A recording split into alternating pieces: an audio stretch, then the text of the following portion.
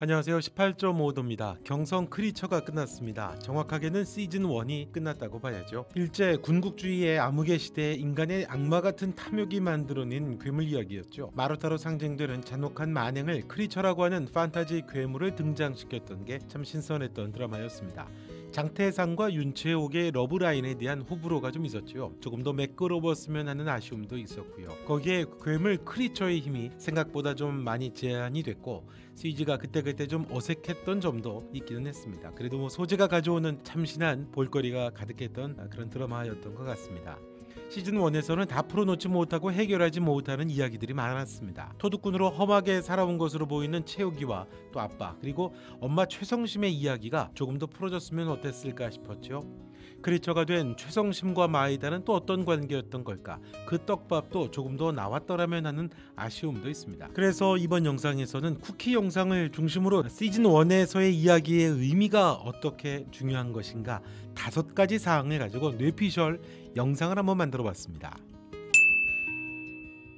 시즌 1 쿠키에서 윤채옥이 부활하지요. 딸을 인지하고 있던 최성심이 윤채옥을 살립니다. 마치 사막이 몸에 들어있는 연가시처럼 물속에 들어가니까 최성심의 몸에 있던 나진이 나오게 되고 그 나진이 채옥의 몸에 들어가게 됩니다. 물에서 활동을 하던 나진인데 그게 물속에 들어가니까 최성심의 몸에서 자연스럽게 나온 건지 아니면 최성심의 의지인지는 모르겠습니다만 아무래도 최성심의 의지라고 해석을 하는 게 더 좋겠죠. 나진이 들어간 한소희는 최성심 같은 부작용을 일으키지 않습니다. 마치 각성한 슈퍼 히어로처럼 죽었던 눈을 뜨면서 깨어나게 됩니다. 나진의 능력을 가진 채 늙지 않게 되는 윤채옥 슈퍼 히어로가 됩니다. 마이다가 말하던 완전한 다른 차원의 존재가 되는 거죠. 울버린처럼 자가 회복 능력을 가지고 있고요. 늙지 않을 것 같고 또 파워도 그대로고요. 최성심 크리처는 몸에서 여러 개의 촉수가 나와서 치명적인 무기였는데 한소희라고 하는 배우의 몸에서 촉수가 나오는 건 아니겠죠. 손이 날카로운 촉수 같은 뭐 역할을 할 수도 있겠습니다만 아마도 놀라운 점프, 속도 등 뭔가 변화된 능력들이 장착이 될 수 있겠죠. 아무튼 엄마로부터 사실상 생명을 받은 윤채옥은 명자로부터 태어나는 또 다른 크리처인 아이와 비슷합니다. 중간에 실험체로 나진을 주입받은 사람들과는 두 사람이 다르죠. 엄마로부터 공급받았다는 측면이 비슷해서 둘의 힘이 막강한 그러면서도 라이벌이 되지 않을까 싶습니다. 해방 이후의 현대사 장면이 화면이 굉장히 빠르게 돌아갔습니다. 늙지 않게 된 윤채옥과 장태상이 현대사에 보이지 않던 손이었다는 그 의미가 아닐까 싶습니다. 마찬가지로 명자의 아이 그러니까 아키코의 아이 역시 크리처가 돼서 역시 현대사를 관통하는 보이지 않았던 손 그러니까 악의 역할을 했다라고 해석할 수 있겠죠. 윤채옥, 장태상 그리고 명자였던 아키코의 아들이 대한민국의 현대사의 역사 속에서 큰 영향을 미쳤다라고 그렇게 해석을 할 수 있는 거죠. 모두가 불로불사니까요. 쿠키 영상을 볼 때 진화된 크리처로 선택된 사람은 윤채옥, 아키코 아들 장태상 그리고 마이다가 될 것으로 보이죠. 쿠키 영상에서 장태상의 뒷목에 수술 자국이 그대로 남아있던 걸 보면 장태상에게도 나진이 주입된 걸로 보입니다. 장태상으로 인해서 마이다는 화상과 함께 아주 크게 심각하게 다치게 되죠. 원수 같은 장태상입니다. 그리고 가토가 건넨 차가 화면에 계속 잡혔던 걸 보면 그 안에 나진이 들어있었고 마이다가 그걸 들이킨 게 아닐까 싶습니다. 크리처가 돼도 명자의 경우를 보면 기억도 그대로였으니까 장태상이 마이다에게 당했다고 볼 수 있겠죠. 그 과정에서 부활한 윤채옥이 장태상을 구해주게 됐고요. 장태상에게 나진이 주입된 흔적과 현대에 와서도 불로불사했던 그대로의 모습을 보여준 걸 보면 사랑하는 윤채옥이 장태상을 나진으로 살려낸 게 아닌가 싶습니다. 그러면 남는 대립은 윤채옥, 장태상 그리고 아키코의 아들 그리고 다시 나타나게 될지 모를 마이다 크리처가 현대에 와서도 2024년도에 와서도 대립을 할 수 있겠죠. 마이다 크리처는 아키코의 아들의 과거를 아는 사람입니다. 아키코의 아들이 아버지가 가토라고 생각을 하고 분명히 성장을 하겠죠. 하지만 사실 가토가 엄마를 실험체로 해서 죽였던 인물이라고 하는 그 비밀을 아는 사람이 바로 마에다입니다. 여기에도 두 사람의 관계에 어떤 반전이 있을 수 있을 것 같고요. 시즌 1에서 아쉬웠던 건 마에다와 최성심의 관계가 어떤 관계였냐라고 하던 거였죠. 마에다는 장태상과 대면하면서 자신에게도 예전에 장태상과 같은 친구가 있었다고 했습니다. 그리고 그녀가 찾았던 사진첩에는 최성심과 찍었던 사진도 있었죠. 이때는 관계가 괜찮았을 수도 있죠. 자세한 떡밥을 회수하지는 않았지만 최성심의 배신이 있었던 것 같습니다. 그래서 마에다는 장태상 곁에 있는 사람들의 배신을 특별하게 조롱하고 비웃죠. 사람들에 대한 신의, 신뢰, 의리라는 게 얼마나 하찮고 믿을 수 없는 것인가를 장태상에게 조롱합니다. 당시 시대가 일제강제 합방이던 시절이었던 것으로 보면 최성심은 독립활동과 관련해서 마에다를 곤경에 빠뜨렸던 것 같죠. 마에다 가족이라고 보면 되겠죠.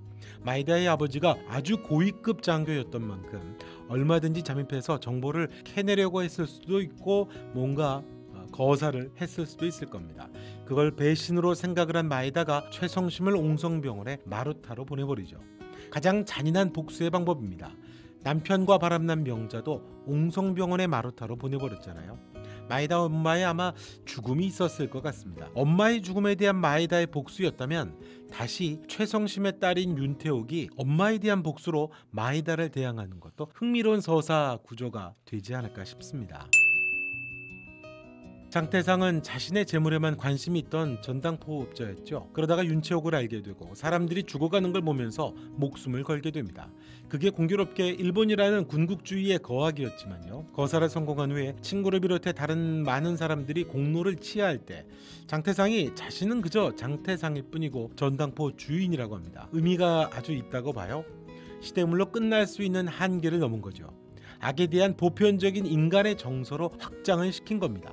조국의 원수이기도 하지만 더 넓게 본다면 인류애적으로도 일본 군국주의의 만행은 대항하고 제거해야 되는 악이라는 보편적인 인류의 정서라는 거죠. 이 부분이 자연스럽게 시즌2로 이어갈 수 있는 그런 다리가 됐다고 봅니다. 선과 악의 대립이라는 게 시대에 한정되지 않잖아요. 다양한 모습과 방식으로 우리는 선과 악의 끊임없는 싸움을 벌이죠. 그 구도를 자연스럽게 만들어 놓은 겁니다. 일제강점기는 군국주의라고 하는 집단화된 악이 벌이는 그런 전쟁과 만행이었던 거고요. 해방 이후의 악은 고도의 성장과 탐욕과 욕망 등으로 보다 개인화되면서 또 은밀해지고 고도화되는 형식으로 사람들 속에 들어가게 되고 사람들을 괴롭히게 되고 그러면서 선과 대립을 할 수 있게 되는 거죠.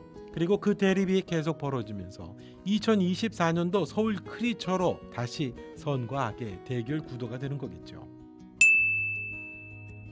명자의 몸에서 태어난 크리처는 사람 몸에서 유전적으로 자라난 아이입니다. 태생이 조금 다르죠. 선천적이라는 거죠. 그런데 이 아이는 공교롭게도 자신의 어머니인 명자를 그렇게 만들었던 인물 가토 중자를 아버지로 생각하고 자라게 됩니다. 사람의 가면을 쓰고는 있지만 진정한 괴물인 가토 밑에서 자라게 되죠. 그런데 명자는 잡혀서 죽을 때 사람의 심성을 그대로 가지고 있었고 괴물이 된 자신의 모습을 괴로워하면서 붙잡혔습니다. 그러니까 이 아이에게는 나진의 힘과 가짜 아버지 가토의 악의 학습으로 인해서 절대 강자인 악이 될 것으로 보입니다. 전혀 흔들림이 없고 갈등하는 것 없이 온전히 한 방향으로만 자기의 힘을 쏟는 거죠. 하지만 또 명자의 피를 가지고 있기도 하죠. 명자는 다른 사람을 공격하면서 뇌를 파먹을 때 장태상이 부르는 이름을 듣고 자신의 모습을 보며 괴로워하고 도망을 갔었습니다. 그 심성이 이 아이의 몸에도 흐른다고 봐야죠. 다양한 서사가 가능해질 수 있겠죠. 그냥 무조건적인 악이 아니라 본성 안에 있는 선과 악의 갈등이 있을 수 있고 이게 대결 구도에서 어떤 식의 반전이 될지 모르겠습니다. 아무튼 사람 안에는 절대 악만이 있는 게 아니고 선이 있다라고 하는 문제를 다룰 수 있게 되는 거죠. 그러니까 주입되는 악과 원래 엄마로부터 부여받게 되는 그 따뜻한 사람 안에 있는 선한 속성, 그 내면의 어떤 갈등 구도가 2024년도 시즌2에 와서도 얼마든지 다룰 수 있는 소재가 될 수 있다는 거죠.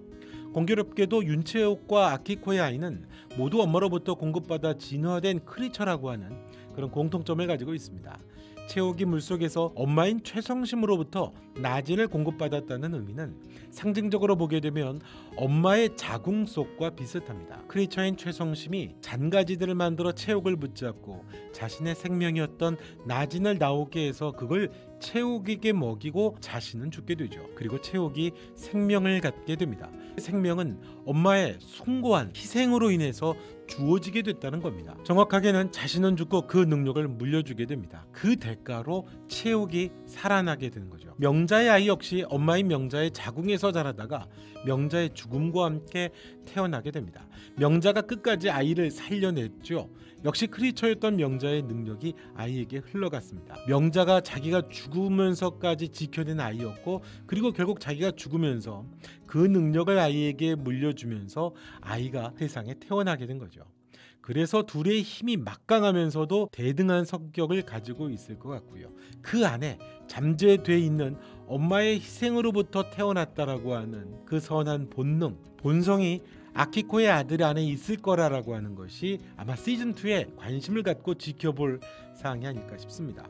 또 다른 크리처가 되는 장태상과 마이다는 그런 과정이 없죠. 두 사람은 중간에 크리처가 된 거죠. 생물학적으로 어머니의 자궁에서부터 크리처의 능력을 가지고 태어나는 아키코의 아이와 신화적인 상징으로 다시 태어나게 되는 윤채옥은 다르다고 봐야 되겠죠. 그 네 명이 현대사를 관통하면서 2024년에 다시 맞닥뜨리는 대결이 시즌2가 되지 않을까 싶습니다.